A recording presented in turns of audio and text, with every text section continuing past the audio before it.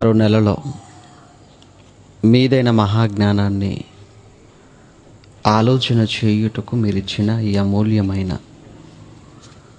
సమయాన్ని బట్టి మీకు కృతజ్ఞతలు చెల్లిస్తున్నాం.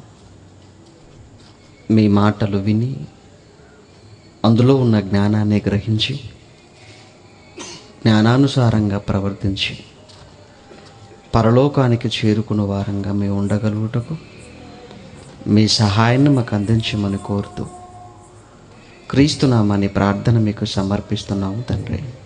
ఆమేన్. ప్రియమైన దేవుని పిల్లలారా, సుమారు 6 సంవత్సరాలుగా నిరంతరాయంగా జరుగుతున్న దేవుని కార్యక్రమాలను బట్టి సంతోషిస్తూ 6 సంవత్సరాలు మాత్రమే కాక మనకు ఆయుష్ ఉన్నంత వరకు ఇంకనూ దేవుని కార్యక్రమములను అనేకములు చేయువారంగా ఉండి దేవుడు మనకిచ్చిన ఈ జీవితంలో దేవుణ్ణి సంతోషపెట్టే వారంగా దేవుడున్న మహాలోకానికి చేరుకోవాలని మనసారా కోరుకుంటూ గతంలో మనం చేసినవన్నీ జ్ఞాపకం పెట్టుకొని వాటిని తలుస్తూ వాటికి మించినవి వాటికన్నా గొప్పవైనవి అనేకములు చేస్తూ ఈ బ్రతుకునిచ్చిన దేవుణ్ణి మన బ్రతుకులో అనుక్షణం ఆనందపెట్టు వారంగా ఉండాలని కోరుతూ ఈ సెమినార్కు లేదా ఈ సదస్సుకు ఏర్పాటు చేయబడిన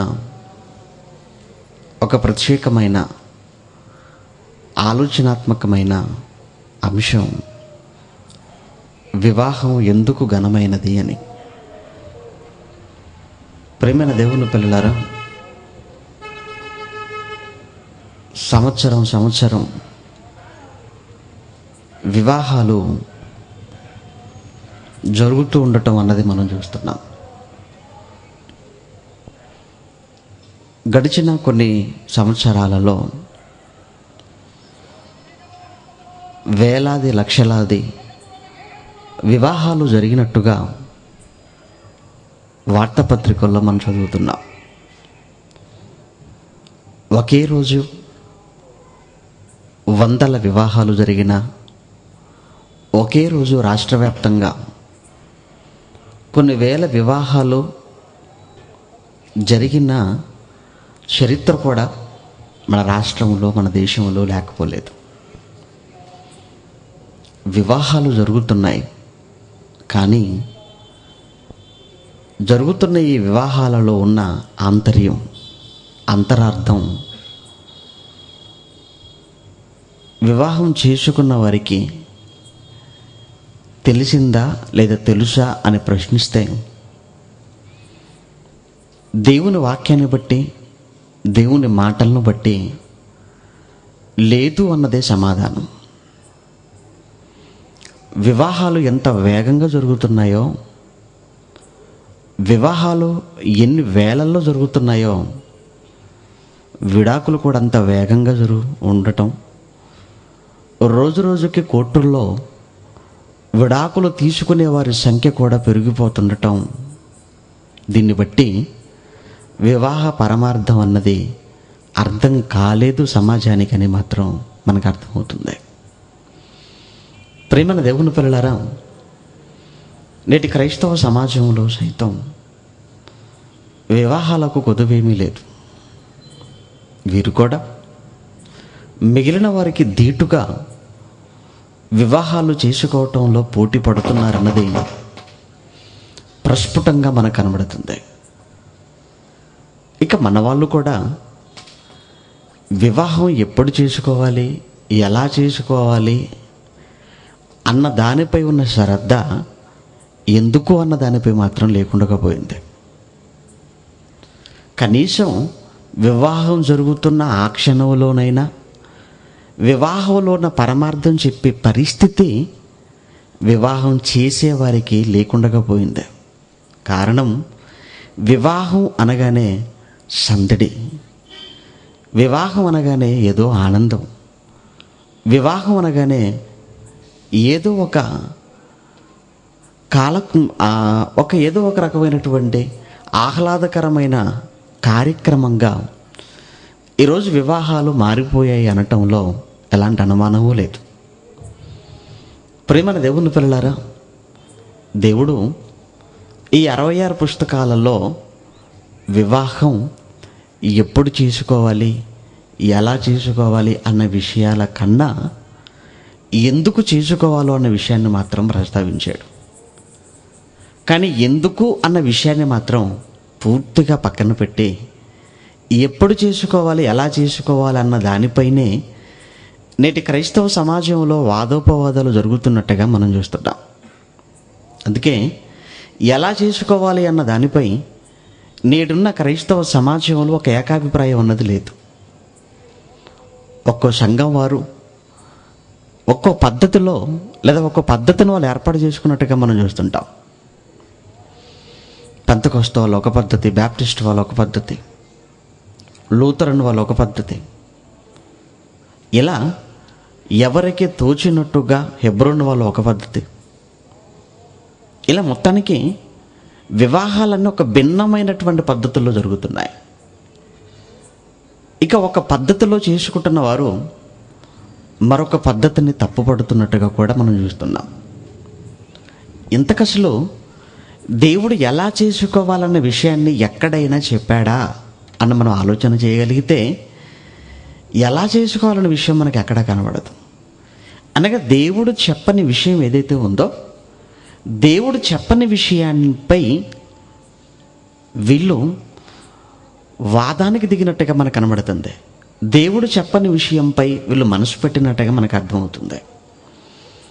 కనుక ఎలా చేసుకుంటామన్నది విషయాన్ని దేవుడు మనకు విడిచిపెట్టాడు, కానీ ఎందుకు చేసుకోవాలన్న విషయాన్ని మాత్రం చెప్పాడు. సర్వలోకమునకు వెళ్ళమన్నాడు, ఎలా వెళ్ళాలో మనకు విడిచిపెట్టాడు, కానీ వెళ్ళి ఏం చేయాలన్నది మాత్రం చెప్పాడు. నీవు బైక్ మీదనే వెళతావో నీ ఇష్టం, బస్సు మీద వెళతావో అది నీ ఇష్టమే, లేదా ఫ్లైట్ మీద ప్రయాణం చేస్తావు అది నీ ఇష్టమే, లేదా ఓడ ప్రయాణం అది నీ ఇష్టమే, లేదా కాలినడకతో వెళతావో అది నీ ఇష్టం. కానీ ఎలా వెళ్ళినా నువ్వు చేయవలసింది మాత్రం ఏంటి? సువార్త ప్రకటించటం. సువార్త ప్రకటించటం అంటే వెళ్ళమన్నాడు, ఎలా వెళ్ళాలో అన్న విషయాన్ని మాత్రం ఆయన చెప్పలేదు. అది నీ ఇష్టానికి విడిచిపెట్టాడు. అలానే వివాహం చేసుకోమన్నాడు, ఎలా చేసుకోమంటావా, అది నీ ఇష్టానికి విడిచిపెట్టాడు. వివాహం ఎలా చేసుకున్నా అది రైటే, వివాహం ఎలా చేసుకున్నా దాన్ని దేవుడు తప్పనడు. కానీ ఎందుకు చేసుకోవాలో అది తెలుసుకోకుండా నువ్వు చేసుకుంటే మాత్రం అది తప్పవుతుంది. అందుకే వివాహం ఎందుకు అన్నది చాలా ప్రాముఖ్యమైనది, ప్రధానమైనది. ఇక ప్రతి ఒక్కరూ వివాహానికి ముందు వారు వేయించే ప్రతి ఆహ్వాన పత్రికపై వెడ్డింగ్ కార్డ్ అంటాం, దాని మీద అందరూ రాయించుకునే బంగారు వాక్యమే చదువుకున్న లేఖన భాగం. వివాహం అన్ని విషయములలోకెల్లా ఘనమైనది అంటాడు. వివాహం అన్ని విషయములు అనగా ఇదిగో ఈ భూమి మీద జరుగుతున్న అన్ని కార్యక్రమాలు, నీ బ్రతుకులో జరుగుతున్న అన్ని కార్యక్రమాలలోకెల్లా వివాహం అన్నది అది చాలా ఘనమైనది. మన పుట్టుక మనకు తెలియదు, మన చావు మనకు తెలియదు, మన జీవితంలో మనకు తెలిసి జరిగేది ఒకటే, అదే వివాహం. ఇక ఈ వివాహాన్ని గురించి దేవుడు అన్న మాట కూడా ఘనం అన్నాడు. ఈ ఘనం అన్న ఈ పదం అండి అది చాలా కాస్ట్లీ వర్డ్, అది చాలా విలువైన పదం. అది తెలుసా? తెలుగు భాషలో అత్యున్నతమైన అర్థంతో విలువతో కూడుకున్న పదం ఈ ఘనం అన్న పదం. అంటే వివాహానికి దేవుడు ఎంత ప్రాధాన్యతనిస్తున్నాడో మీకు అర్థమవుతుంది. వివాహం ఎంత ప్రాముఖ్యమైనదో అన్నది దేవుడు రాయించిన మాటలో మనకు స్పష్టంగా అర్థమవుతుందంటే, ఘనమైనది, అన్ని విషయములలో ఘనమైనది అన్నాడు. ఎందుకు ఘనం అన్నాడు? ఎందుకు వివాహాన్ని ఘనము అన్నాడు? ఘనము అన్న మాట చదువుకున్నారు, ఘనంగా చేసుకోవాలనుకున్నారు అంతే. వివాహము ఘనమైనది అనగానే మన వాళ్ళకి అర్థమైంది ఏంటంటే, అంటే వివాహాన్ని ఎలా చేసుకోవాలన్నమాట, ఘనంగా చేసుకోవాలి. ఘనంగా చేసుకోవటం అంటే ఇదిగో ఆకాశం అంతా పందిరేయాలి, భూమి అంతా పీట వేయాలి, అంగరంగ వైభవంగా చేసుకోవాలి, వందలాది వేలాది మంది బంధువుల సమక్షంలో జరగాలి, ప్రముఖులు రావాలి, స్నేహితులు రావాలి, మంచి వంటలు, మంచి భోజనం పెట్టాలి, లక్షల రూపాయలు ఖర్చు చేయాలి. అప్పుడు ఆ వివాహం ఘనం. ఇది మనుషుల దృష్టికి ఘనం. అందుకే చూడండి, వివాహానికి వెళ్ళొచ్చిన తర్వాత వివాహం ఎలా జరిగిందన్నప్పుడు అందరూ చెప్పే సమాధానం ఘనంగా జరిగిందంటారు. మనుషుల దృష్టికి ఘనం. మనుషుల దృష్టికి ఘనమైనది దేవుడి దృష్టికి ఘనం కాదు.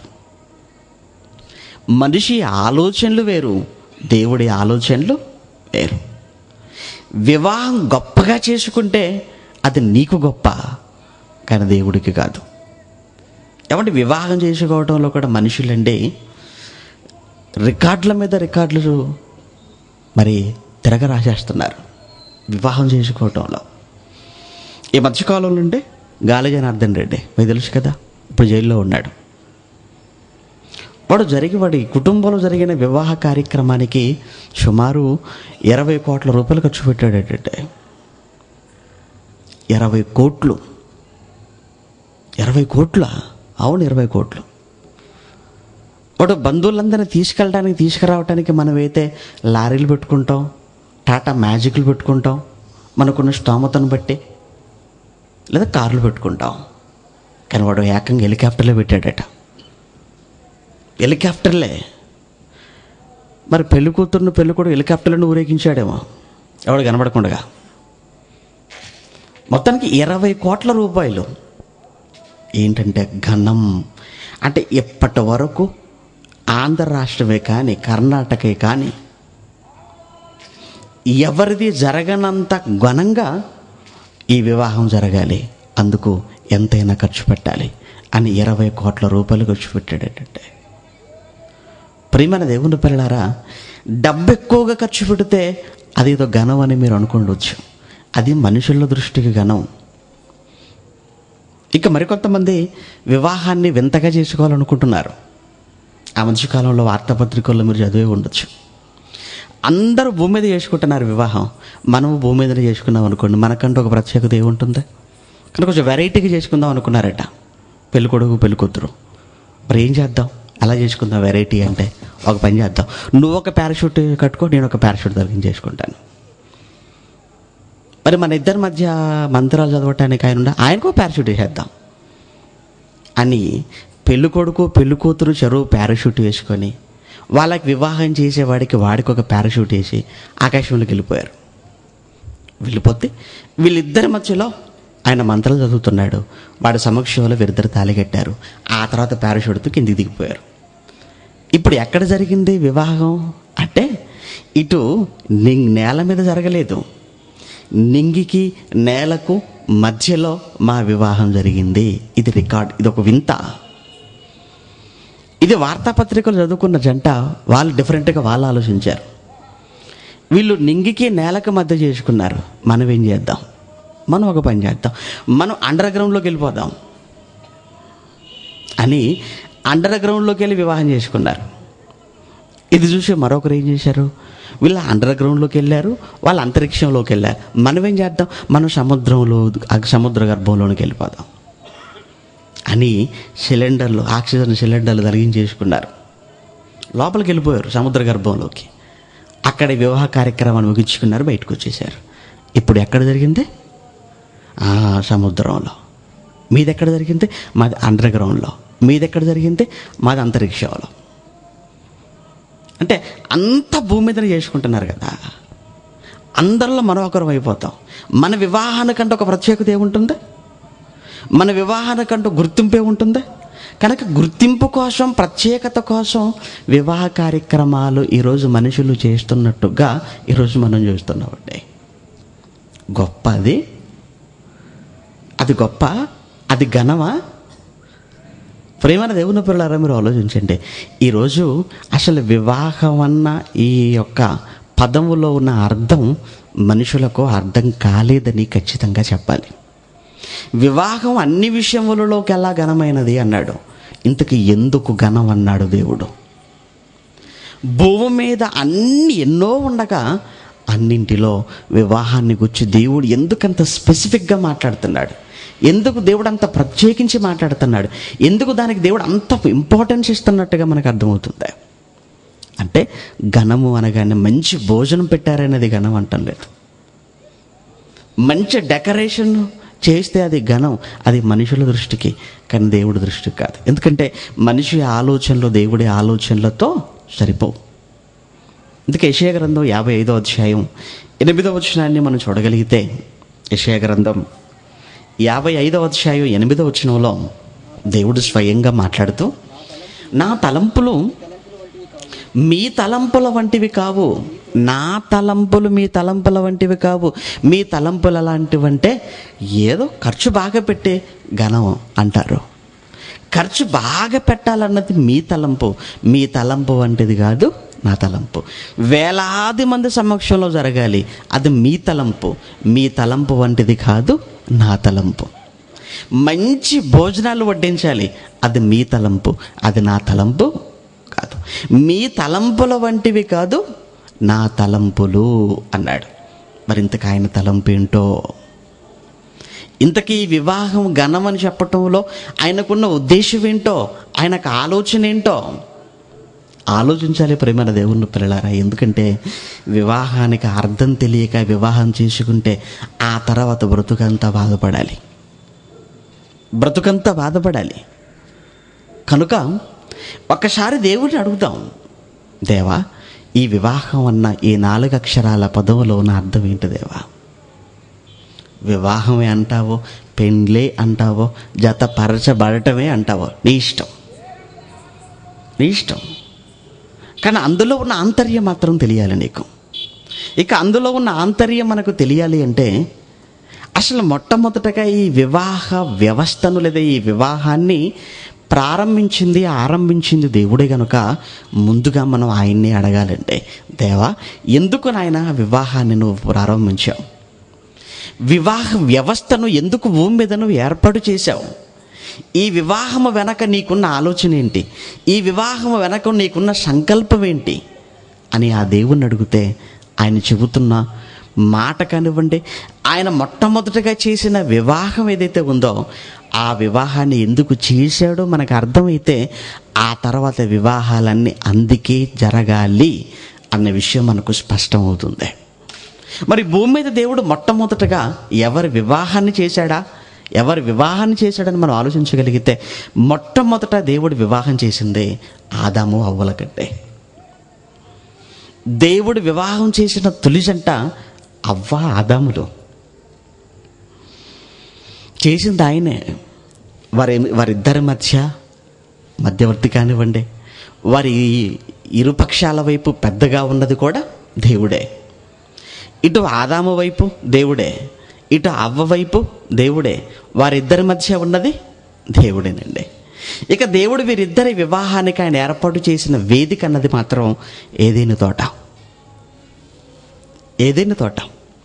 అంటే మొట్టమొదట భూమి మీద పిల్లన్నది, వివాహం అన్నది ఎక్కడ జరిగిందనమాట? ఏదైనా తోటలో జరిగింది. ఆ జరిగిన వివాహానికి పెద్దగా ఎవరున్నారు? దేవుడున్నాడు. మరి జరిగిన ఆ వివాహానికి అతిథులుగా ఎవరు వచ్చారు అంటే అప్పటికి ఏదైనా వనములో ఉన్న జంతువులు, పక్షులు, ఇవే ఆ రోజు అవ్వ ఆదాములకు జరిగిన వివాహానికి ప్రత్యక్ష సాక్షులుగా లేదా ప్రత్యేక ఆహ్వానితులుగా అతిథులుగా ఉన్నట్టుగా మనకు కనబడుతుంది. అంతే కదంటే? అవును. ఇప్పుడు అసలు దేవుడు ముందుగా ఆదామును చేశాడు. ఆదామును చేసిన దేవుడు ఆ తర్వాత అవ్వని చేయాలన్న ఆలోచన కానీ, ఆ తర్వాత అవ్వను ఆదాము చేతిలో పెట్టాలన్న ఉద్దేశం కానీ దేవుడికి ఎందుకు కలిగింది అన్న విషయాన్ని ఇప్పుడు మనం ఆలోచించగలిగితే, అదే విషయాన్ని దేవుడు ఆదికాండం 2వ అధ్యాయం 18వ వచనంలో చెబుతున్నట్టుగా మనం చూస్తుంటాం. ఆదికాండం 2వ అధ్యాయం 18వ వచనంలో, మరియు దేవుడైన యెహోవా నరుడు ఒంటరిగా ఉండుట మంచిది కాదు అన్నాడు. అంటే అప్పటి వరకు ఆదాము ఎలా ఉన్నాడు? ఒంటరిగా ఉన్నాడంటే, ఒక్కడిగా ఉన్నాడు ఆదాము. నరుడు ఒంటరిగా ఉండటం అన్నది అది మంచిది కాదు. కనుక ఇప్పుడు ఏం చేయాలి? వానికి సాటి అయిన సహాయం, సహాయము అన్న పదం ఉందండి అక్కడ. సహాయం ఎవరికి సాటి అయిన సహాయం? ఆదాముకు ఎందుకు సాటి అయిన సహాయాన్ని చేయాలనుకున్నాడు? సహాయం అంటే ఎప్పుడు అవసరం తెలుసా? అది సహాయం అన్నది పనిలో అవసరం. సహాయం ఎప్పుడు అవసరం? పనిలో ఉన్నప్పుడు సహాయాన్ని కోరుతాం. పని లేనప్పుడు ఎవరి సహాయం మనకు అవసరం లేదు. మనం బయటికి వెళ్తున్నాం అనుకోండి, ఎవరినైనా తోడుకు తీసుకొని వెళ్ళాలనుకుంటాం. అదే పడుకున్నాం అనుకోండి, అప్పుడు అందరిని బయటికి పంపించి తలుపేసుకొని పడుకుంటాం. అంటే విశ్రాంతికి ఎవరు మనతో ఉండటానికి వీల్లేదు. అదే పనిలోనికి వెళ్తున్నావా, అప్పుడు మనకు తోడు అవసరం, సహాయం. ఇప్పుడు సాటి అయిన సహాయము అన్నాడు. అంటే ఇప్పుడు సహాయం అన్నాడంటే ఈ సహాయం ఆదాము పనిలో ఉన్నాడు కనుక ఆయనకు సహాయము అవసరమైంది. ఏం పనిలో ఉన్నాడు మరి ఆదాము? ఆయన ఏం పనిలో ఉన్నాడా? ఆయన దేవుని పనిలో ఉన్నాడు ఆదాము. ఎందుకంటే అప్పటి వరకు ఆదాముకు వ్యక్తిగతమైన పని అంటూ ఏమీ లేదు. ఆదాము వంట చేసుకోవటం కానీ, బట్టలు తుక్కునే కార్యక్రమం కానీ, బయటికి వెళ్ళే కార్యక్రమం కానీ, వ్యవసాయం చేసే కార్యక్రమం కానీ, ఉద్యోగం చేసే పని కానీ ఇవేమైనా ఉన్నాయి ఆదాముకు? ఏమి లేవు. ఇప్పుడు పెళ్లి చేసుకుంటున్న అమ్మాయిని కానివ్వండి, పెళ్లి చేసుకునే అబ్బాయిని కానివ్వండి, మీరు ఎందుకు వివాహం చేసుకుంటున్నారు అన్నప్పుడు వాళ్ళు చెబుతున్న సమాధానాలే చాలా డిఫరెంట్గా ఉంటాయి. పోనీ పెళ్లి చేసే అబ్బాయి తరపున ఉన్న తల్లిదండ్రులు అడిగినా, అమ్మాయి వైపున ఉన్న తల్లిదండ్రులు అడిగినా వారు చెబుతున్న సమాధానాలు చాలా భిన్నంగా ఉంటాయి. ఏమంటారు? అబ్బాయికి పెళ్ళిడు వచ్చిందని అందుకే చేస్తున్నామండి అంటారు. అంతే, పెళ్ళిడు వచ్చిందని చేస్తున్నారట. వాడికి ఉద్యోగం వచ్చిందండి, ఉద్యోగం వచ్చిన వాడు ఉద్యోగానికి వెళ్ళిపోతున్నాడు. మరి ఉద్యోగం వచ్చిన తర్వాత వాడు గదిలో ఉంటున్నప్పుడు వంట చేసుకోవటం కానివ్వండి, బట్టలు ఉతుకోవటం కానీ ఇవన్నీ వాడికి ఇబ్బందిగా మారిపోయాయి. అందుకే వెంటనే వాడికి పెళ్లి చేయాలనుకుంటున్నాం. అంటే వాడికి ఉద్యోగం వచ్చిందని పెళ్లి చేయాలనుకుంటున్నావు, పెళ్ళిడు వచ్చిందని పెళ్లి చేయాలనుకుంటున్నావు. అలా అనుకుంటే ఇందుకే వివాహం అనుకుంటే ఆదాము సంగతి ఏంటి? ఆయన ఏ ఉద్యోగంలో ఉన్నాడని, ఆయన ఏ పనిలో ఉన్నాడని లేదు. ఆయన పనిలో ఉన్నాడు కానీ దేవుని పనిలో ఉన్నాడు. అంటే నిజంగా ఒకవేళ సహాయం అంటూ అవసరం అనుకుంటే, పెళ్ళంటూ అవసరం అనుకుంటే ఎవరికో తెలుసా? దేవుని పనిలో ఉన్నవాడికే పెళ్ళి అవసరం అండి. పనిలో లేడు వీడికి పెళ్ళెందుకు దేవుని పనిలో లేనప్పుడు? ఇక్కడ మొట్టమొదటి వివాహాన్ని గురించి మనం ఆలోచిస్తున్నాం. ఆదాముకు దేవుడు పెళ్లి చేయాలి అనుకున్నాడు, సహాయం అంటే పెళ్లి చేయాలనుకున్నాడు. ఆదాముకు ఎందుకు వివాహం చేయాలనుకున్నాడు? ఆదాము పనిలో ఉన్నాడు. ఎవరి పనిలో ఉన్నాడు ఆదాము? దేవుని పనిలో ఉన్నాడు. అనగా దేవుని పనిలో ఉన్నవాడికి ఏం చేయాలనుకుంటున్నాడు దేవుడు? పెళ్లి చేయాలనుకున్నాడు. అంటే ఇప్పుడు పెళ్ళి ఎవరికి అవసరం? పెళ్ళి ఎవరికి అవసరం చెప్పండి? ఇప్పుడు దేవుని పనిలో ఉన్నవాడికి పెళ్ళి. దేవుడి పనిలో ఉన్నవాడు పెళ్లి చేసుకోవాలి. నువ్వు దేవుని పనిలోనే లేవు, నీకు అవసరమా?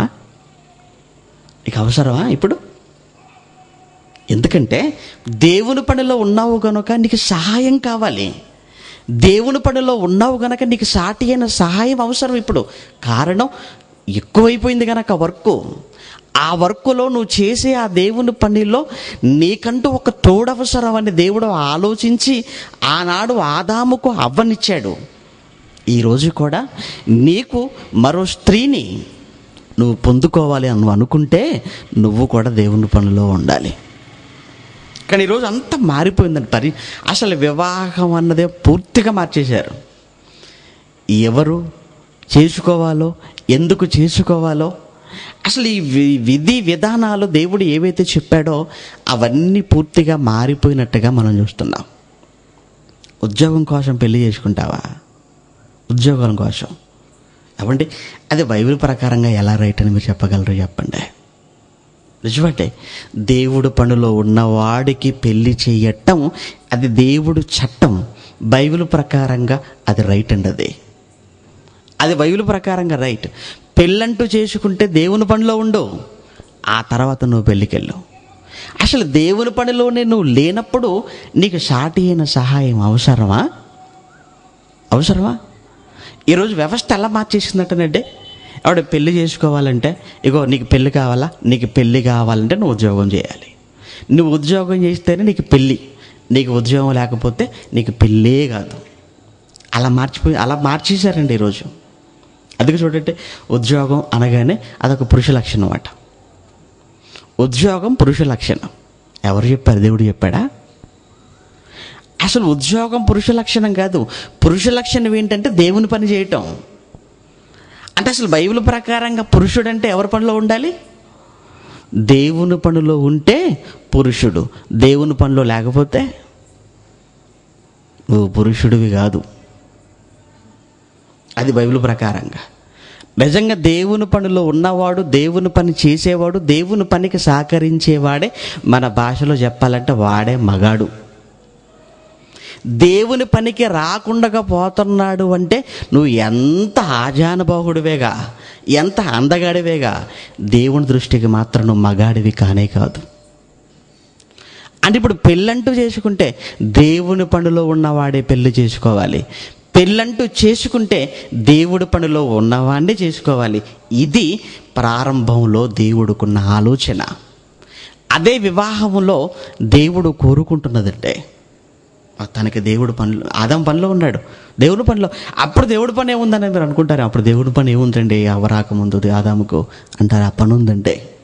దేవుడు అన్నిటి పక్షులను, జంతువులను కలిగించాడు, ఏదేను తోటలు పెట్టాడు, వాటన్నిటినీ ఆదాము దగ్గరకు తీసుకొని వస్తున్నాడండి. పనిలో ఉన్నాడండి, ఆయన పనిలో ఉన్నాడు. 19వ వచనం చూడండి. దేవుడైన యెహోవా ప్రతి భూజంతువును, ప్రతి ఆకాశ పక్షిని నేల నుండి నిర్మించి ఆదాము వాటికి ఏ పేరు పెట్టునో చూచుటకు అతని యొద్దకు వాటిని రప్పించెను. అంటే వాటిని కలిగించటం, పక్షిని కలిగించటం, భూజంతువులు కలిగించటం దేవుడు తన పని అనుకున్నాడు. తాను కలిగించిన పక్షులకు, జంతువులకు పేరు పెట్టడం ఇది ఎవరి పని అన్నాడు? ఆదాము, ఇది నీ పని. తండ్రిగా కలిగించే పని నాది, కుమారుడుగా వాటికి పేర్లు పెట్టే పని నీది. మీరు అనుకోవచ్చు, పేర్లు పెట్టడం ఏముందండి, అది పెద్ద పనా అని. పేర్లు పెట్టడం అన్నది అదొక పెద్ద పనా అని మీరు అనుకుంటున్నారేమో. అవంటే అది చాలా కష్టపడి పేర్లు పెట్టడం. పేర్లు పెట్టడం అన్నది కూడా, అది కూడా చాలా కష్టం. ఈరోజు మీరు చూసారంటే, పుట్టిన పిల్లలకు, అబ్బాయికి కానివ్వండి, అమ్మాయికి కానివ్వండి, పేర్లు దొరకక ఈరోజు వీటి మీద కూడానండి అమ్మాయిలకు పేర్లు, అబ్బాయిలకు పేర్లని పుస్తకాలు కూడా ఈరోజు మార్కెట్లో అమ్మేసుకుంటున్నారంటే. అది ఎంత కష్టం కాకపోతే చూడండి. అది ఏమంటే పుట్టిన ఒకళ్ళిద్దరికి పేర్లు పెట్టుకోవటానికే మనకు తలపోటు వచ్చేస్తుంటుందండి. ఏ పేరు పెట్టాలి, ఏ పేరు పెట్టాలి, ఏ పేరు పెట్టాలని. అంతెందుకంటే జయశైలి గారితో పాటు సభలో ఉన్నప్పుడు 10 మంది వచ్చి ఒకేసారి ఏమండి మా అబ్బాయికి, మా అమ్మాయికి పేరు పెట్టాలండి అన్నప్పుడు వాళ్ళందరినీ మా దగ్గరికి పంపిస్తారు. ఇప్పుడు పెట్టిన పేరు పెట్టకుండా 10 మందికి ఇప్పుడు పేర్లు సెలెక్ట్ చేయాలంటే అప్పుడు మా బుర్రకు పని చెప్పాలి. అది ఎంత కష్టం అది. నిజమండి. ఏమంటే 10 మందికి అప్పటికి ఉన్న పేర్లు సెలెక్ట్ చేసి పట్టటమే మాకు అంత కష్టంగా ఉంటే ప్రారంభంలో అసలు ఏ పేరు లేని జంతువు, ఏ పేరు లేని పక్షికి ఆదాము పేర్లు పెట్టాలంటే పాపం ఆదాము బుర్ర కూడానండి ఎంతగా ఆలోచించాడో, ఎంత కష్టపడ్డాడో ఆ పేర్లు సెలెక్ట్ చేయడానికి. అవునండి, మైండ్ వర్క్ అది. మెదడుతో పనిచేశాడు, ఆలోచిస్తున్నాడు. ఇలా ఆలోచించి ఆలోచించి ఒక్కో జంతువుకు ఒక్కో పక్షికి అన్నింటికీ పేర్లు పెడుతున్నాడు. పరలోకంలో దేవుడు చూశాడు, అమ్మో నా కొడుకు నా పనిలో ఉన్నాడు, నా కుమారుడు నా పనిలో ఉన్నాడు, నేను మిగిల్చిన నా కార్యక్రమాన్ని పూర్తి చేస్తున్నాడు. ఇంతగా ఆలోచిస్తున్నా, ఇంతగా కష్టపడుతున్న నా కుమారుడికి తోడుంటే బాగుండు కదా అని ఆలోచించాడు. అప్పుడు తోడు కోసం ఆలోచించి అప్పుడు ఆయనకు గాఢ నిద్రను కలగజేశాడు. గాఢ నిద్రలోనికి వెళ్ళిన ఆదాములో నుంచి ఒక ప్రక్కటెముకను తీశాడు, స్త్రీనిగా నిర్మించాడు, ఆదాము యొద్దకు తీసుకొని వచ్చాడు. అప్పుడు ఆదాము అన్న మాట మనకు తెలుసు. 22వ వచనంలో, తరువాత దేవుడైన యెహోవా తాను ఆదాము నుండి తీసిన ప్రక్కటెముకను స్త్రీనిగా నిర్మించి ఆమెను ఆదాము వద్దకు తీసుకొని వచ్చాను. అప్పుడు ఆదాము ఇట్లానెను, నా ఎముకలలో ఒక ఎముక, నా మాంసములో మాంసము, ఇది నరునిలో నుండి అనగా నాలో నుండి తీయబడిన గనుక నారి అనబడును. నాలో నుంచే వచ్చావు కనుక నువ్వు నారిగా నువ్వు పిలువబడతావు, నాలో నుంచే తీయబడ్డావు కనుక నువ్వు నారిగా పిలువబడతావు అన్నాడు ఆదాము. ఆ తర్వాత దేవుడు మాట్లాడుతున్న మాట 24లో, కాబట్టి పురుషుడు తన తండ్రిని తన తల్లిని విడిచి తన భార్యను హత్తుకొనును, వారు ఏక శరీరమై ఉందురు అన్నాడండి. అయిపోయిందండి. ఇంకా ఆ రోజు నుంచి వారిద్దరూ ఒక్కటయ్యారు, వారిద్దరూ ఏక శరీరమై ఉందురు అన్నాడు. అనగా ఆ రోజు నుంచి అవ్వ ఆదాములు ఇద్దరు ఒక్కటి. ఎవరు చేశారు ఒక్కటిగా? దేవుడు. ఎవరు జతపరిచారు వాళ్ళిద్దరిని? దేవుడు. ఎక్కడ? ఏదేను తోటలో. ఎందుకు? ఆయన పనిలో ఉండాలి కనుక, ఆయన పనిలో ఉండాలి. ప్రియమైన దేవుని పిల్లలారా, అనగా పురుషుడుగా దేవుని పనిలో ఉన్నాడు. దేవుని పనిలో ఉన్న ఆదాముకు సాటి అయిన సహాయకురాలుగా ఎవరున్నారు? స్త్రీ. అనగా స్త్రీ అనగానే దేవుని పనిలో ఉన్న పురుషుడుకు సాటి అయిన సహకారిగా ఉండాలి. పురుషుడు అనగానే ఆయన దేవుని పనిలో ఉండాలి. ఇది ఒక స్త్రీ పురుషులను దేవుడు కనటంలో లేదా కలిగించటంలో దేవుడికున్న ఉద్దేశంగా, ఆయనకున్న సంకల్పంగా మనకు అర్థమైంది. అంటే ఇప్పుడు వివాహం చేసుకుంటున్న పురుషుడు దేవుని పనిలో ఉండాలన్న ఆలోచనతో చేసుకోవాలి. అదేవిధంగా వివాహానికి సిద్ధపడుతున్న స్త్రీ దేవుని పని చేయబోయే నా భర్తకు నేను సహాయకురాలుగా ఉండాలన్న ఆలోచనతో వివాహానికి వెళితే అట్టి వివాహం దేవుడికి ఆమోదయోగ్యం, అట్టి వివాహం దేవుడికి ఇష్టం. మరి ఈరోజు వివాహానికి వెళ్ళిన వారందరూ అదే ఉద్దేశంతో వెళ్ళారా? కానీ వివాహం చేసుకున్న వాళ్ళు ఉన్నారు ఇక్కడ అందరూ. నిజంగా వివాహం చేసుకున్న మీలో పురుషులుగా ఉన్న మీరు వివాహానికి వెళ్ళిన రోజున, ఆ రోజున నేను దేవుని పనిలో ఉన్నాను గనక, దేవుని పనిలో ఒక్కడిగా అలసిపోతున్నాను గనక, అలసిపోతున్న నాకు తోడు అవసరమని నేను వివాహానికి సిద్ధపడుతున్నాను అని మీరు ఆ రోజు వివాహానికి సిద్ధపడ్డారా? ఒక స్త్రీగా ఇదిగో నేను చేసుకోబోయే నా భర్త, నేను చేసుకోబోయే నా పురుషుడు ఆయన దేవుని పనిలో ఉండబోతున్నాడు కనుక, ఉండబోయే ఆయనకు నేను సాటి అయిన సహాయకురాలుగా ఉండాలన్న ఆలోచనతో ఇదిగో నేను వివాహానికి సిద్ధపడుతున్నాను అని ఒక స్త్రీగా ఆ రోజు నువ్వు మానసికంగా సిద్ధపడ్డావా? నిజంగా స్త్రీ పురుషులు నిజంగా మానసికంగా అలా సిద్ధపడి ఉండి ఆ వివాహం జరిగితే అట్టి వివాహం నిజంగా దేవుని దృష్టికి అది ఘనం, అది వాక్యానుసారమైన వివాహం. అందుకే వివాహం జరగాలి, అందుకే వివాహం చేసుకోవాలి. కానీ ఈ మాటలు కనీసం వివాహం జరుగుతున్న రోజున కూడా ఈ మాటలు చెప్పరండి. చూడండి, వివాహాన్ని దేవుడు ఘనమన్నాడు. ఎందుకు ఘనమో అని కనీసం 4 మాటల్లో 5 మాటల్లో వివాహం రోజున చెబుదామన్నా అస్సలు చెప్పనివ్వరండి. పెళ్లి రోజు మీ అందరికీ బాగా తెలుసండి. పెళ్లి రోజు అంటే చాలండి, వివాహ రోజున వాక్యం అస్సలు బొత్తిగా చెప్పబడదండి. ఎందుకు? వచ్చిన బంధువుల యొక్క గోల, అల్లరి, సందడి. దేవుని వాక్యానికి మాత్రం స్థానం ఉండదండి ఆ రోజు.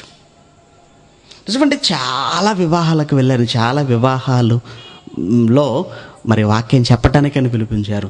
కానీ బుద్ధిగా 5 నిమిషాలు 10 నిమిషాల కంటే ఎప్పుడు ఎక్కువ వాక్యం చెప్పింది లేదు. నిజమంటే వాక్యం ప్రారంభిస్తామో లేదోనండి అందరూ చేతులు ఎత్తేస్తారు. ఎందుకు? ఆపేయమని. ఎందుకు ఆపేయమంటున్నారు? భోజనాలకి టైం అవుతుందని. రోజు చేయట్లేదు భోజనాలు? రోజు చేసేది ఇంట్లో, కానీ ఈరోజు పెళ్ళిలో. నిజమండి, పెళ్లి భోజనాలు అనగానే మహా సరదా అండి అందరికీ. ఏ రోజు తినడోడు తిన్నట్టుగా ఆశపడుతుంటారండి ఆ రోజు. నిజం. పెళ్లి భోజనాల దగ్గర చూడండి, పెళ్లి భోజనాల కోసం కొట్టుకొని వెళ్ళిపోయిన వారు లేకపోలేదు. పెళ్లి భోజనాల దగ్గర గొడవ పెట్టుకొని పెళ్లి కొడుకు పెళ్లి కూతురు విడిపోయిన దాఖలాలు కూడా చరిత్రలో ఉన్నాయండి. నిజమండి, కేవలం భోజనాల దగ్గర తన్నులాట, కేవలం భోజనాల దగ్గర అల్లరండి. భోజనాలు జరుగుతున్నప్పుడు అండి చూడాలండి ఎంత సందడిగా ఉంటుందో అక్కడ వాతావరణం. వీడు తింటూనే ఉంటాడు, వెనకాల పోయి ఆల్రెడీ నిలబడిపోతారు. చూసారా? వీడు ఇంకా మొత్తం కలపను కూడా లేడు, కానీ ఆల్రెడీ వెళ్ళిపోతాడు. ఇక మరి బొత్తిగా మొన్న చూసి నేను చాలా ఆశ్చర్యపోయాడు. పెళ్ళిలో ఏం లేదండి, అసలే అప్పుడే ప్రసంగం అయిపోయిందో లేదో పరిగెత్తుతున్నారు భోజనాల దగ్గరికి. క్రైస్తవులే పరిగెత్తుతున్నారు. ఏది బస్సు ప్లాట్ఫామ్ మీదకి రాకముందే బస్సు ముందుకు వచ్చేస్తుంటే బస్సుకు వీళ్ళెదురు వెళ్ళిపోతుంటారు. వెళ్ళిపోయి చేతిలో ఉన్న కర్చీఫ్ పేపరు సీట్లో వేసుకున్నట్టు. ఇక్కడ ఆమెను అనగానే కళ్ళ ముందు ఎవరు లేరండి, అందరు భోజనశాల. అందరు ఇక్కడ అదృశ్యం అయిపోయారు, అక్కడ ప్రత్యక్షం అయిపోయారు.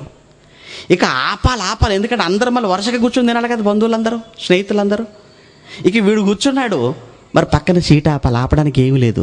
అప్పటికి తెచ్చుకుని బైబిల్ సీట్లో వేసేసాడు అంతే. బైబిల్ ఎలా ఉపయోగపడిందో చూసారా పెళ్లి రోజు? అంటే బైబిల్ సీట్ ఆపుకోవడానికి పనిచేసింది వాడికి. మరి ఇప్పుడు ఇంకొక సీట్ ఆపాలి, ఇప్పుడు ఏం చేయాలని చూస్తున్నాడు. ఒక దాంట్లో ఖర్చు వేసాడు, ఒక దాంట్లో బైబిల్ వేసాడు, ఇంకొక సీట్ ఆపాలి. ఆయన జేబులో సెల్ తీసాడు, సెల్ చీరలో పడేశాడు. ఏంటోనంటే ఇక మరికొంతమంది వాళ్ళు ఇంకా కలపం లేదు, తినలేదు, వెనకాల వెళ్ళి నిలబడతారండి. వాడు ఏం తింటారు చెప్పండి ప్రశాంతంగా? ఏం తింటారు చెప్పండి? ఇక చైర్ మధ్యలో ఇలా కదులుతుంటారు వాడిని. ఎందుకు? త్వరగా కానివ్వండి ఇంటనమాట. అంటే పెళ్ళి అనగానే చూసారండి భోజనాల దగ్గర ఎంత కక్కుర్తి పడుతుంటారో. ఎవడు ఇంటి దగ్గర ఎప్పుడు తినరండి? తింటారు. కానీ అదేంటో భోజనాల దగ్గర, పెళ్లి భోజనాలంటే చాలండి దెబ్బలాట, గొడవ. ప్రసంగం ప్రారంభమైద్దో లేదు చిట్టులు రాసి పంపించేస్తారు పైకి. సమయం అయిపోతుంది, ప్రసంగాన్ని త్వరగా ముగించండి అని. నిజమండి, ఒక పెళ్ళికి వెళ్ళానండి, 10 గంటలు ప్రయాణం చేసి వెళ్ళానండి, కానీ 10 నిమిషాలు కూడా వాక్యం చెప్పలేదండి. ప్రయాణం మాత్రం 10 గంటలు. పోనీ పెళ్లి రోజు కనీసం ఒక 10 నిమిషాలైనా వాక్యం చెప్పే అవకాశం దొరుకుతుంది అనుకుంటే లేదు, 10 నిమిషాల లోపే ప్రసంగం ముగించాల్సిన పరిస్థితి. అంటే కనీసం వివాహం చేసుకునే రోజున కూడా ఈ వివాహం ఎందుకు ఘనమైనదో అని చెప్పే అవకాశం లేకుండా పోయింది. ఇంకా వాళ్ళకి ఎప్పుడు తెలుసుకుంటారు చెప్పండి ఈ విషయాన్ని? ఇంకా వాళ్ళు తెలుసుకునేది ఎప్పుడు? ఇక వివాహానికి ముందు జరుగుతున్న కార్యక్రమాల గురించి నేను మీకు చెప్పనవసరం లేదండి. వివాహాన్ని గురించి జరుగుతున్న వివాహానికి ముందు ఇటు అబ్బాయి వైపు వాళ్ళు కానీ అమ్మాయి వైపు వాళ్ళు కానీ వాళ్ళు తిరగటం, వీళ్ళు వాళ్ళ ఇంటికి వెళ్ళటం, వాళ్ళు వీళ్ళింటికి రావటం, మధ్యవర్తితో మాట్లాడటం, వాళ్ళు వీళ్ళు ఎదురుగా కూర్చోవటం, మాట్లాడుకోవటం. మీరు ఎంత అంటే మేమెంత, లేదు అంత ఇవ్వాలి, లేదు ఇంతే ఇవ్వగలం. ఏంటి అంగట్లో ఏమండి పశువును బేరం ఆడుతున్నట్టుగా బేరం ఆడుతుంటారండి. వరకట్నం ఇది బైబిల్ సపోర్ట్ చేస్తుందా? లేదండి. బైబిల్ వరకట్నాన్ని కానీ కన్యాశుల్కాన్ని కానీ బైబిల్ దీన్ని ఎప్పుడూ కూడా సమర్థించడం లేదండి. బైబిల్ సమర్థించదండి దీన్ని. ఏమండి ధనముతో కూడుకున్నది, మరల పైన మాత్రం పరిశుద్ధ వివాహం అంటాడు. పరిశుద్ధ వివాహంలో ఈ ధనం ఎందుకు వచ్చింది? మరలా ధనంతో కూడుకున్న దాంట్లో మరలా పరిశుద్ధతన. అప్పటికన్నాడు కదా, ఒకడు శరీకిని దేవునికిని దాసుడుగా ఉండనారడు అన్నాడు. అదుంటే నేనుండను అన్నాడు, నేనుంటే అది ఉండకూడదు. మరి ఇప్పుడు పెళ్ళి అనగానే ఏముంది? అంత సిరి. పెళ్లి ప్రస్తావన వచ్చింది మొదలు పెళ్లి ముగించేంత వరకు ఏమంటే డబ్బును గుర్చిన ప్రస్తావన లేకుండా ఏ పెళ్ళైనా జరిగిందా? లేదు, లేదండి. అమ్మాయి ఎలానైనా ఉండనివ్వండి, కానీ మాకు ఎంత ఇవ్వగలరో చెప్పండి. చూసారండి, అమ్మాయి ఎలా ఉన్నా పర్వాలేదు, అమ్మాయి ఎలా ఉన్నా పర్వాలేదు, కానీ ఎంత ఇవ్వగలరు, ఎంత ఇవ్వగలరు అది చెప్పండి. అంతేకాని ఏమన్నా మాకు ఏం అవసరం లేదండి, అమ్మాయి బాగుంటే చాలంటే అన్న వాళ్ళని చూసారా? లేదండి. ఏమండి అబ్బాయికి ఎంత ఉంది, అబ్బాయి ఏం చేస్తున్నాడు మాకు వద్దండి, కానీ అబ్బాయి క్యారెక్టర్ ఏంటో మాకు చెప్పండి అని అడిగిన వాళ్ళు ఉన్నారా? లేరండి, లేరు. ప్రియమైన దేవుని పిల్లలారా, ఇదంతా ఎక్కడో జరుగుతుందంటే మనకు బాధ అనిపించదండి, కానీ ఇదంతా నేటి క్రైస్తవ సమాజంలోనే జరుగుతున్నదంటే వీళ్ళకి ఏం అర్థమైందంటారు చెప్పండి వివాహాన్ని గురించి? ప్రియమైన దేవుని పిల్లలారా, ధనం ఉన్న వాళ్ళు దొరుకుతారు, వాళ్ళ కొదువు లేదు. ఉద్యోగస్తులు దొరుకుతారు, వాళ్ళకి కొదువు లేదు. కానీ గుణం, క్యారెక్టర్ కలిగిన వాళ్ళు మాత్రం ఈరోజు సమాజంలో దొరకటం అది చాలా కష్టం. తెలుసా, దేవుడు బైబిల్లో కూడా గుణవతి అయిన భార్య దొరుకుట అరుదు అన్నాడండి. తెలుసా? చూడండి, సామెతల గ్రంథం 31వ అధ్యాయం, సామెతల గ్రంథం 31వ అధ్యాయం 10వ వచనంలో మీరు చూడగలిగితే, సామెతల గ్రంథం 31వ అధ్యాయం 10వ వచనంలో గుణవతి అయిన భార్య దొరుకుట అరుదు, ధనవతి అయిన భార్య దొరుకుట అరుదు అనలేదండి. అమ్మో, ధనానికి కొదువేమీ లేదు, ధనానికి కొదువేమీ లేదు. అమ్మాయి పుట్టింది లేదు, అప్పటికి అక్కడ ఫిక్స్డ్ డిపాజిట్ అయిపోతాయి. కనుక ధనం, అస్సలు ధనానికి డోక లేదు. ధనవతి అయిన భార్య దొరుకుట అరుదు అంటం లేదు, గుణవతి అయిన భార్య. అదేవిధంగా గుణవతి అయిన భర్త, గుణవంతుడైన భర్త, గుణవతి అయిన భార్య దొరుకుట అరుదు అన్నది ఎంత నిజమో, నేడున్న సమాజంలో గుణం కలిగిన భర్త దొరకటం కూడా అంతే అరుదు. అరుదు అన్న విషయాన్ని మనకెందుకు చెబుతున్నాడంటే, నువ్వు వెతకాలి అని. వెతుకు. దేవుడే నీ ముందుకు తీసుకురాడు, దేవుడే నీకు సెట్ చేయడు. వివాహంలో చాలామంది ఏమనుకుంటారంటే, marriages are made in heaven అంటుంటారు. అది చాలా తప్పండి, ఆ మాట తప్పది. ఎవరికి ఎవరు అన్న విషయాన్ని దేవుడే పరలోకం నిర్ణయిస్తాడని దేవుడి మీద అబాండం వేసేస్తున్నారు. అంటే దేవుడు నిర్ణయిస్తున్నాడా? అస్సలు కాదండి. అంత సెలక్షన్ అంత మందే. దేవుని అంటారేంటి? నిజంగా దేవుడు ఒకవేళ సెలెక్ట్ చేస్తే అందరికీ మంచి వాళ్ళని సెలెక్ట్ చేస్తాడు. ఒకరికేమో గయ్యాలను సెలెక్ట్ చేసి మరొకరికేమో గుణవంతులను సెట్ చేస్తాడండి దేవుడు? లేదండి, లేదు. దేవుడు పక్షపాతి కాడు. గుణవతి అయిన భార్య దొరుకుట అరుదు అని నీకు ఎందుకు చెప్పాడంటే, నువ్వు తొందరపడకుండా క్యారెక్టర్ కలిగిన వాళ్ళ కోసం నువ్వు వెతుకు నాయనా అన్నాడు. ఉద్యోగం కోసం కాళ్ళకు చెప్పులు అరిగేలా ఎలా తిరుగుతున్నావో, నీకు కాబోయే భార్య విషయంలో కానీ భర్త విషయంలో కానీ నీవు కూడా అలానే వెతుకు, అలానే తిరుగు. ఎందుకంటే ఈ రోజుల్లో ఎవరిని నమ్మటానికి వీల్లేదు.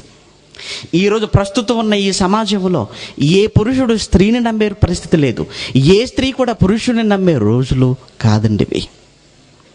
అలాంటి పరిస్థితుల్లో లేవు ఇప్పుడు, ఆ సమాజంలో మనం లేవు ఇప్పుడు. కనుక చాలా జాగ్రత్త అని చెప్తున్నాడు. అందుకే గుణవతి అయిన భార్య దొరుకుట అరుదు, గుణం కలిగిన భర్త దొరకటం అది కూడా అరుదు. ప్రేమైన దేవుని పిల్లలారా, ఎవరి కోసం వెతుకుతున్నారు చెప్పండి? ఉద్యోగం కలిగిన వారి కోసం వెతుకుతున్నారా? ఉద్యోగం ఉంది కానీ గుణం ఉందా? ధనం కలిగిన వారి కోసం వెతుకుతున్నారా? ధనం ఉంది కానీ గుణం ఉందా? ఆస్తి అంతస్తులు ఉన్న వారి కోసం వెతుకుతున్నారా? అవి ఉంటాయి కానీ క్యారెక్టర్ ఉందా? వీటి గురించి ఆలోచిస్తున్నారా చెప్పండి? వీటి గురించి మాత్రం ఎవరు ఆలోచించరంటే, ఎవరు పిల్లలు చూడండి, యువత చూడగానే ప్రేమలు పడిపోతారట. చూడగానే ప్రేమలు పడిపోతావా? చూడగానే సామెత లవ్ ఎట్ ఫస్ట్ సైట్ అట. అంటే తొలిచూపులోనే ప్రేమ పుట్టుకొచ్చేసిందా? నీకు మాయరోగం పుట్టి ప్రేమ పుట్టుకొచ్చింది. చూపులో ప్రేమ చూడగానే ఏమర్థమవుతుంది నీకు? చూడగానే అమ్మాయి గుణం ఏమైనా కనపడుతుందా? గుణం కనిపించేదా నీకది? చూడగానే గుణం ఏమైనా కనపడుతుందా? లేదండి. అసలు చాలా తప్పండి, అది చాలా తప్పు. చూడగానే ప్రేమలో పడిపోతున్నాం అని అంటారు, ఆ తర్వాత పడతారు, ఆ తర్వాత ఏడుస్తారు. అదే జరుగుతున్నది. మొత్తానికైతే చూశాడు, పై రూపాన్ని చూశాడు, పెళ్లి చేసుకున్నాడు, ఆ తర్వాత కొంతకాలం బాగానే ఉంటారు. ఆ తర్వాతనే ప్రారంభమైతే కష్టాలు, బాధలు, శ్రమలన్నీ. అలానే జరిగింది లేండి. ఒకడికి బాగా తెలిసినవాడు చూశాడు, మనసు పడ్డాడు, పెళ్లి చేసుకున్నాడు. ఆ తర్వాత ఒక 2 సంవత్సరాల వరకు బాగానే ఉన్నారు. ఈ 2 సంవత్సరాల కాలంలో మధ్యలో వెళ్ళినప్పుడు ఎలా ఉంది మీ దాంపత్య జీవితం అంటే, అన్న పరమగీతంలో సాగిపోతుందన్న అంటున్నాడు. ఎలా అట? పరమగీతంలో సాగిపోతుందా? అదేంటి? అదేం భాష? మీకు బైబిల్లో భాషలో చెప్తే బాగా అర్థమవుతుందని ఇలా చెప్తున్నానన్నా అంటున్నాడు. పరమగీతంలో ఆయన ఏంటి? పరమగీతంలో తన ప్రియుని మీద ఆనుకొనినది అంటే ఇప్పుడు మేమిద్దరం ఆనుకొని ఉన్నామన్నా అన్నాడు. వెరీ గుడ్, బాగానే ఉంది. మళ్ళీ ఒక 2 years తర్వాత ఇప్పుడేంటి? ఈ మధ్యనే విలాప వాక్యంలోకి వచ్చామన్నా. ఆహా, పరమగీతంలో నుంచి ఎక్కడికి వచ్చాడట? ఇప్పుడు విలాప వాక్యంలోనికి వచ్చేసాడట. అంటే ఇప్పుడే స్టార్ట్ అయిందన్నమాట విలాపం. ఇక 2 సంవత్సరాల తర్వాత, మరో 2 years తర్వాత ఇప్పుడు ఎక్కడికి వచ్చావు? ఇప్పుడు ప్రసంగికి వచ్చేసానన్నా. ఏంటి నాయన ప్రసంగి? వ్యర్థము వ్యర్థము వ్యర్థము వ్యర్థము వ్యర్థము, ఈ పెళ్ళే వ్యర్థమైపోయిందన్న.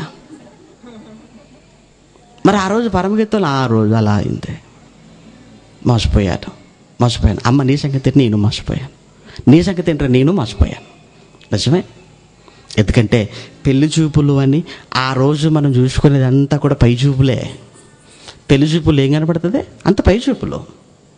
అంటే ఆ క్షణాన్ని నువ్వు చూడగానే నువ్వు నచ్చాలి. నువ్వు నచ్చాలి గనక అప్పటి వరకు లేనివన్నీ కూడా అమ్మాయి ఒంటి మీద వేసేస్తారు. అవును కాదు? మీకు తెలుసు కదండి. ఇప్పుడు అబ్బాయిని చూడటానికి వస్తున్నాడమ్మా, ఎప్పుడు ఇంట్లో ఉన్నట్టుగా ఉంటే ఏం బాగుంటుంది? కానీ కాస్త నువ్వు డిఫరెంట్గా నువ్వు రెడీ అయిపోవాలి. మరి ఏమి లేవు కదా మమ్మీ, నేను తయారు నీకు ఎందుకమ్మా? ఇంటి వెనక లేరా, ఇంటి ముందు లేరా, ఇంటి పక్కన లేరా? వాళ్ళందరూ ఒంటి మీద కాస్త పరువు తీసుకొద్దాం, నువ్వేం కంగారు అవ్వకు. అన్నీ తీసుకొచ్చి మెల్ల వేస్తారు. అబ్బాయి ముందు కూర్చోపెడతాడు. వీడు కూడా అమ్మాయిని చూడు, మెల్ల ఉన్నాయి చూస్తాడు వీడు కూడా. అమ్మో, పెళ్ళికి ముందే ఇంతుందంటే పెళ్లి తర్వాత ఇంకెంతనో అని వాడు అలా ఊహల పల్లకిలో విహరించిపోతుంటాడు. ఎప్పుడు పెట్టుకుందాం ముహూర్తాలు అంటాడు. అంతే. ఏం చూశాడు? అమ్మాయి మెడలు ఒంటి మీద ఉన్నాయి చూశాడు. అమ్మాయి గుణం ఏం తెలిసింది వీడికి? ఏం లేదు. అంటే ముహూర్తాలు ఎప్పుడు చెప్పండి? అంతే. ఆ తర్వాత పెళ్ళి నెలలోపు పెళ్ళి అయిపోవాలి. ఆ తర్వాత ప్రారంభం అవుతుందంటే వేధింపులు. ఆ తర్వాత సంవత్సరానికి అమ్మాయి శవం, వీడు మాయం. ఇదే కదండి జరుగుతున్నది. ఇదే అంటే ఈరోజు సమాజంలో జరుగుతున్నవండి ఇవన్నీ కూడా. అంటే వివాహానికి ముందు ఎంత ఆలోచించాలంటే, దేవుడు ఎలాంటి వారికి చేశాడంటే వివాహం? ఆదాముకు చేశాడు. ఆదాముకి ఎందుకు చేశాడు? ఆదాము ఎవరి పనిలో ఉన్నాడు? ఆయన దేవుని పనిలో ఉన్నాడు. అనగా దేవుని పనిలో ఉన్నాడు గనక, అలసిపోయాడు గనక, అలసిపోతున్నాడు గనక ఆయనకు సహాయం అవసరమని దేవుడు అవ్వను తీసుకొచ్చాడు. వాళ్ళిద్దరికీ వివాహం చేశాడు. ఇక వివాహం చేసిన తర్వాత వాళ్ళిద్దరిని ఆశీర్వదిస్తున్నాడు. ఇదిగో మీ ఇద్దరికీ వివాహం చేశాను. మీ ఇద్దరికీ వివాహం చేయటంలో నాకు మరొక ఉద్దేశం, మరొక కోరిక, మరో సంకల్పం, మరో ఆలోచన ఉంది. దాన్ని మీరు నెరవేర్చాలి.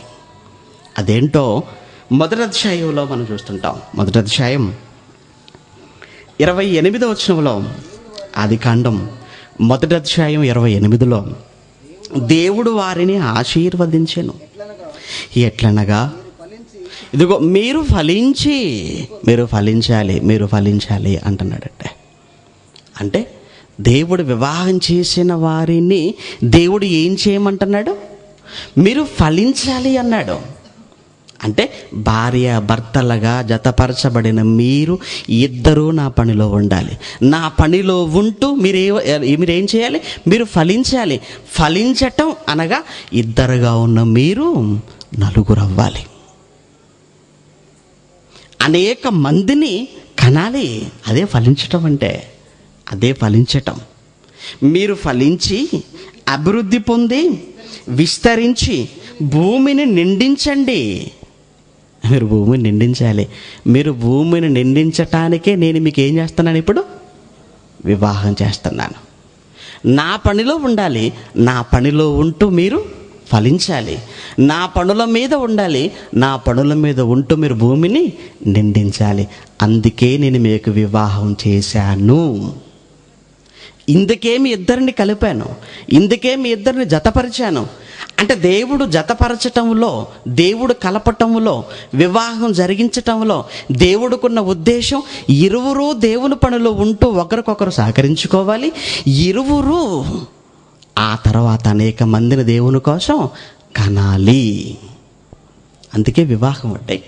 తిమోతికి రాసిన మొదటి పత్రిక, అపోస్తలుడైన పౌలు తిమోతికి రాసిన మొదటి పత్రిక 5వ అధ్యాయం 14వ వచనాన్ని మీరు చూడగలిగితే, తిమోతికి రాసిన మొదటి పత్రిక 5వ అధ్యాయం 14లో, కాబట్టి యవన స్త్రీలు వివాహము చేసుకొని, కాబట్టి యవన స్త్రీలు వివాహం చేసుకోవాలి, వివాహం చేసుకొని పిల్లలను కనాలంటే, పిల్లలను కనాలి.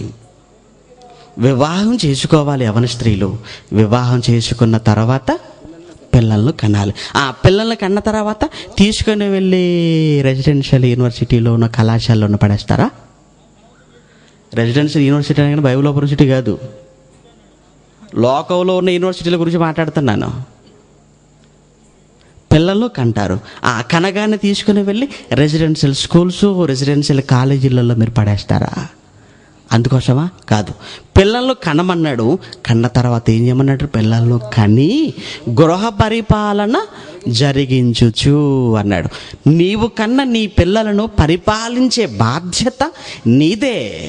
ఎన్ని బాధ్యతలు పెట్టాడండి వివాహానికి ముందు? ఇదిగో నువ్వు వివాహం చేసుకోవాలన్నాడు, చేసుకొని నువ్వు పనిలో ఉండాలన్నాడు.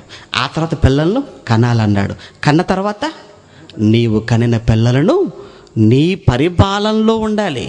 నీ పరిపాలనలో లేకపోతే వాళ్ళు సాతాను పరిపాలనలోనికి వెళ్ళిపోతారు. నీ పరిపాలనలో ఉండాలి, నీ ఒడిలో ఉండాలి, నీ చెప్పు చేతల్లో ఉండాలి, నీ మాటల్లో ఉండాలి వాళ్ళు. అంటే గృహ పరిపాలన అనగా ఒక స్త్రీగా దేవుడు నీకు అప్పగించిన పరిపాలన గృహ పరిపాలన. గృహ పరిపాలన విడిచిపెట్టి ఇంక ఏదో పరిపాలన చేయాలని నువ్వు అనుకోవటం అది నీ పొరపాటు అవుతుంది. కనుక ప్రియమైన దేవుని పిల్లలారా, వివాహం చేసుకోవాలి. వివాహం చేసుకున్న తర్వాత ఇదిగో దేవుని పనిలో ఉండాలి. దేవుని పనిలో ఉన్న పురుషుడికి స్త్రీ సహకారిగా ఉండాలి. అంతేకాకుండా పిల్లలను కనాలి. కనిన పిల్లలను దేవునిలో పెంచాలి.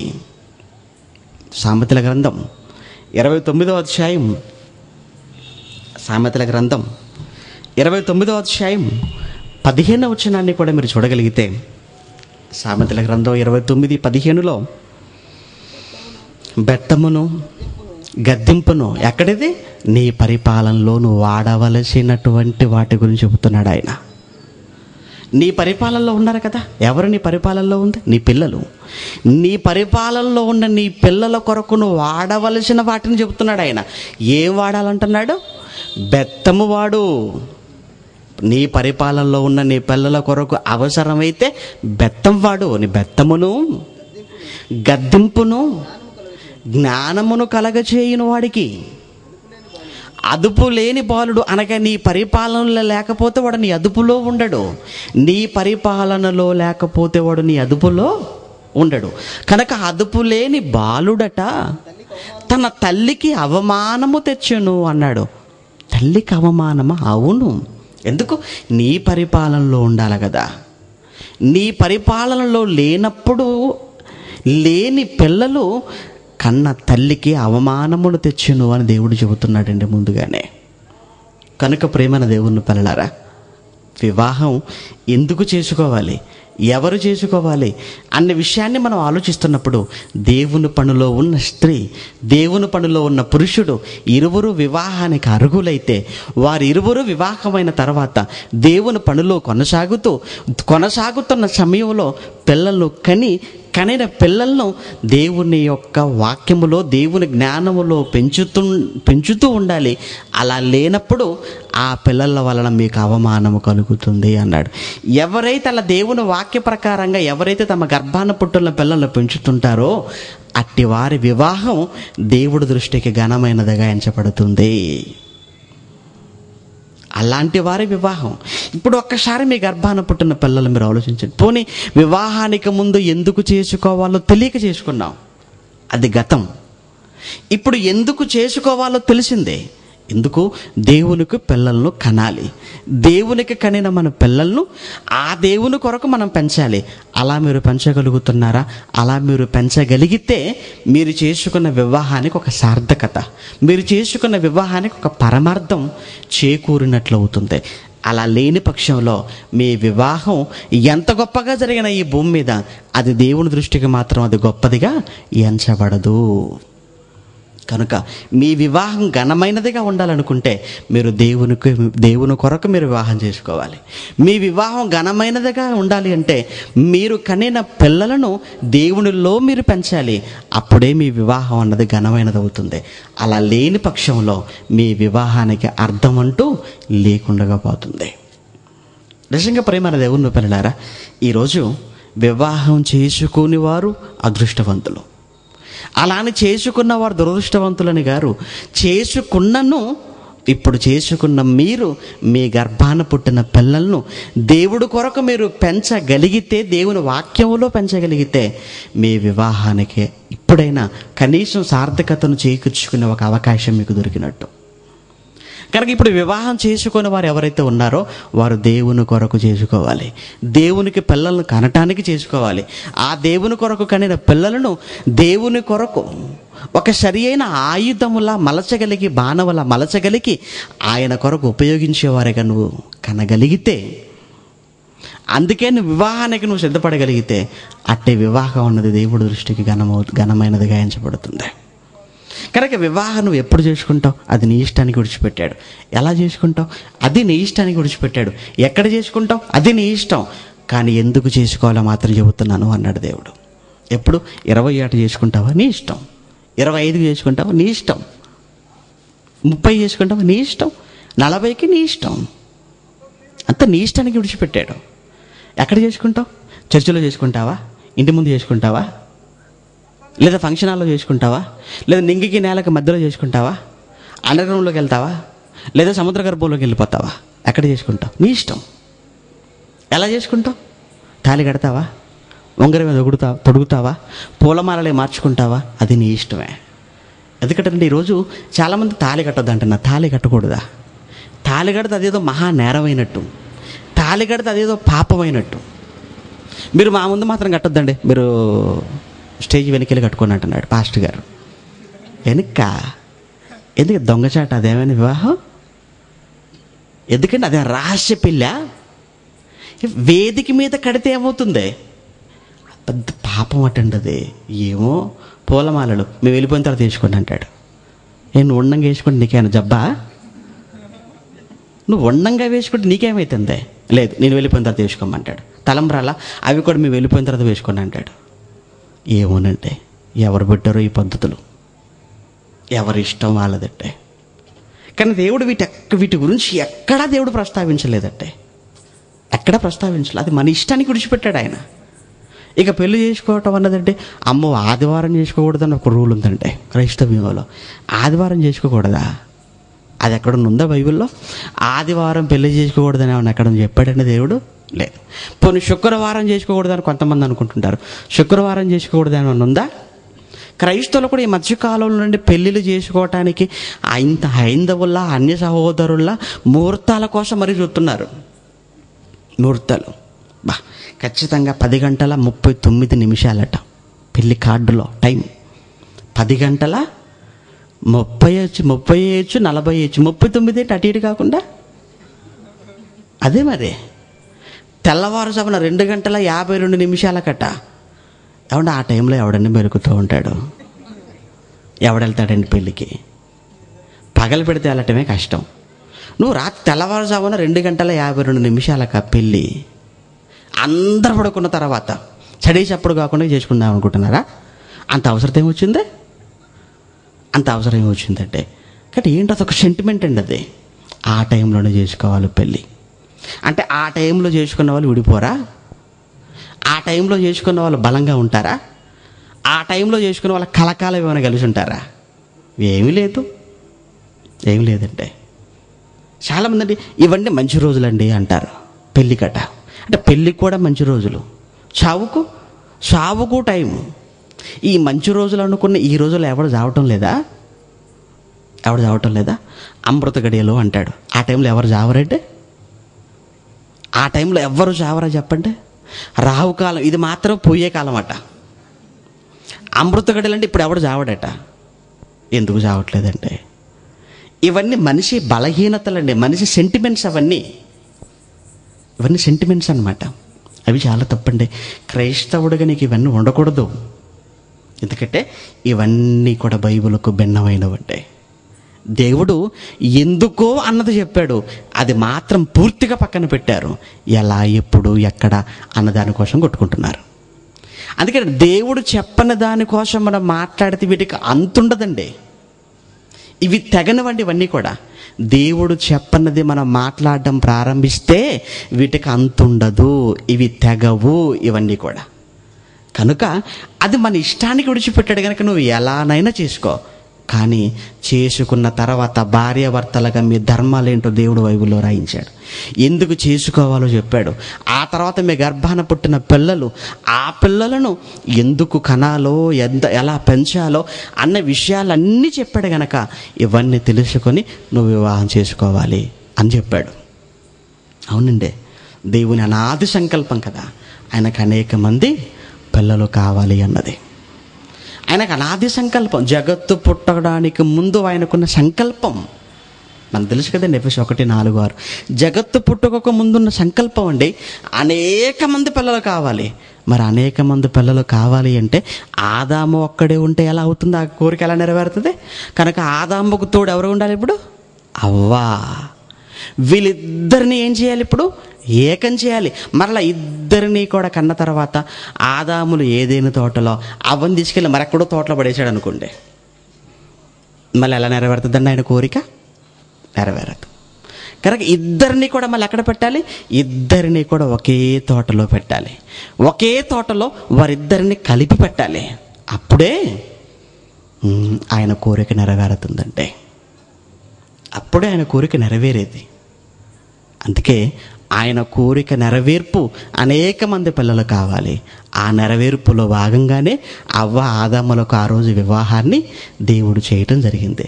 దేవుడు జతపరిచిన వారి ఇరువురికి చెప్పాడు, మీరిద్దరూ నా మాట వినాలి, నా పనిలో ఉండాలి అని.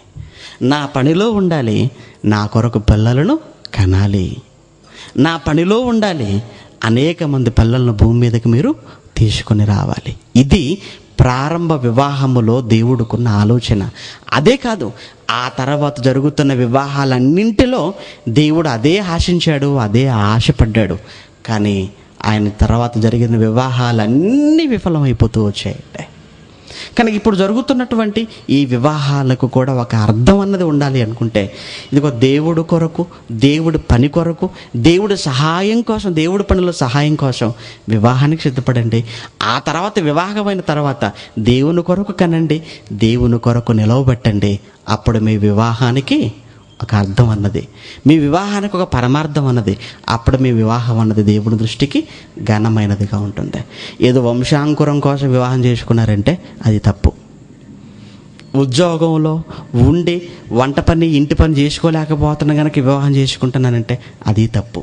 వయసు వచ్చింది కనుక వివాహం చేసుకుంటున్నానంటే అది తప్పే. ఎప్పటికైనా అమ్మాయి ఇంటి మీద భారం గనక ఏదో ఒక రోజున అమ్మాయిని బయటికి పంపించాలి గనక అందుకే త్వరగా పంపించేస్తున్నావు అని అమ్మాయి తల్లిదండ్రులు ఆలోచించి వివాహం చేసినా అది కూడా తప్పే. ఎప్పుడు కూడా వివాహం విషయంలో తొందరపడకూడదు. అదే చెప్తుంటామండి అందరికీ.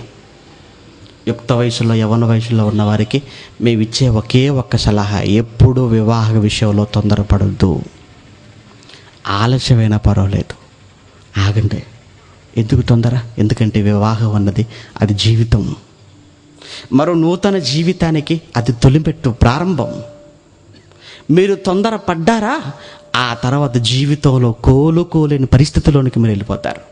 మీ జీవితం అంధకారం కాకూడదు అనుకుంటే, మీ జీవితం పాడవకూడదు అనుకుంటే, గుణవతి అయిన భార్య దొరికేంతవరకు ఆగండి. గుణం కలిగిన భర్త దొరికేంతవరకు ఆగండి. ధనం కలిగిన వారు కోకరులుగా దొరుకుతున్నారు సమాజంలో, వాళ్ళకు డోకా లేదు. ఉద్యోగం చేసేవారు బాగానే ఉన్నారు సమాజంలో, ఆస్తి అంతస్తులు ఉన్న వాళ్ళు బాగానే ఉన్నారు. కానీ దేవుని పని చేసే వాళ్ళే ఎవరు లేరు. కనుక దేవుని పని చేసే నమ్మకమైన వారు మీకు దొరికేంత వరకు, దేవుని పనికి సహకరించే అమ్మాయి మీకు దొరికేంత వరకు మీరు ఓపిక పట్టండి, ఆగండి. అప్పుడు మీరు వివాహం సిద్ధపడండి, వివాహం చేసుకోండి. అప్పుడు మీ వివాహం అన్నది దేవుని దృష్టికి ఘనం అవుతుంది. తొందరపడ్డారా, ఆ తర్వాత నూతులు పడిపోతారు. తొందరపడ్డారా, ఆ తర్వాత గోతులు పడిపోతారు. బయటికి రాలేక, దేవుని పనులను చేయలేక, దేవుల్లో నిలబడలేక, లోకంలోను బ్రతకలేక మీ జీవితాన్ని మీ చేతులారా నాశనం చేసుకున్న వాళ్ళు అయిపోతారు. అందుకే వివాహానికి సిద్ధపడుతున్నవారు మీరు చాలా జాగ్రత్తగా ఆలోచించండి. ఆ తర్వాతనే వివాహానికి ముందుకెళ్ళండి. ప్రార్థన చేసుకుందాం. కళ్ళు మూసుకోండి. దయగలిగిన మా కన్న తండ్రి, మీకు వందనాలు నాయనా. వివాహంలో మీ ఆలోచన ఏంటో చెప్పాను. వివాహం వెనుక ఉన్న పరమార్థం ఏంటో మీ పిల్లలకు మీరు ఇచ్చిన 26 పుస్తకాల్లో నుంచి మీ పిల్లల కళ్ళ ముందు పెట్టాను. విన్న మాటల్లో ఉన్న పరమార్థాన్ని గ్రహించగలిగి, ఆలోచించగలిగి, మీ కొరకు నాయన వివాహానికి సిద్ధపడి, వివాహం ద్వారా రాబోతున్న అనేక మంది పిల్లలను వారి గర్భంగుండా మీ కొరకు పెంచగలిగే మంచి మనసు వారికి ఉన్నప్పుడు, అప్పుడే వారి వివాహం ఘనమైనదన్న సంగతి కూడా మీ పిల్లలకు తెలియజేశాను. విన్న మీ పిల్లలందరూ విని విడిచిపెట్టువారుగా ఉండక, విన్న వాక్య ప్రకారం ప్రవర్తించేవారుగా ఉండి పరలోకానికి చేరుకునే భాగ్యాన్ని ప్రసాదించండి. ఇంతటి మహాజ్ఞానాన్ని ఈ తరములో మాకు నేర్పించిన, మాకు అనుగ్రహించిన మీ కుమారుడు మా డైరెక్టర్ గారు జయశాల గారికి మంచి ఆరోగ్యాన్ని, ఆయుష్ను ప్రసాదించమని కోరుతూ, ఈ ఒంగోలు పట్టణంలో ఇప్పటి వరకు జరిగిన కార్యక్రమాల కన్నా రాబోయే కాలంలో ఇంకనూ అనేకమైన కార్యక్రమాలు మరి జరిగించటంలో మీ పిల్లలంతా కూడా శ్రమించి, కష్టించి మీ కార్యక్రమాలను ముందుకు తీసుకుని వెళ్ళడానికి కృప చేయమని కోరుతూ, మీ పిల్లలు చేసే ప్రతి మీ పనిలో మీ సహాయాన్ని మీ పిల్లలకు అనుగ్రహించమని అర్థిస్తూ, మరో నెలలో మేమంతా కలుసుకొని మీ వాక్యాన్ని ధ్యానించే పర్యంతము మమ్మల్ని మీ కాపుదల సంరక్షణలో కాపాడగలరని నమ్ముతూ క్రీస్తునామాని ప్రార్థన మీకు సమర్పిస్తున్నాము తండ్రి. ఆమేన్. మన తండ్రి అయిన దేవుని ప్రేమ, కుమారుడైన యేసుక్రీస్తుల వారి కృప, పరిశుద్ధాత్మని యొక్క అన్యోన్య సహవాసం ఇప్పుడు ఎల్లప్పుడూ సదాకాలం మనందరికీ తోడని నడిపించునుగాక. ఆమేన్.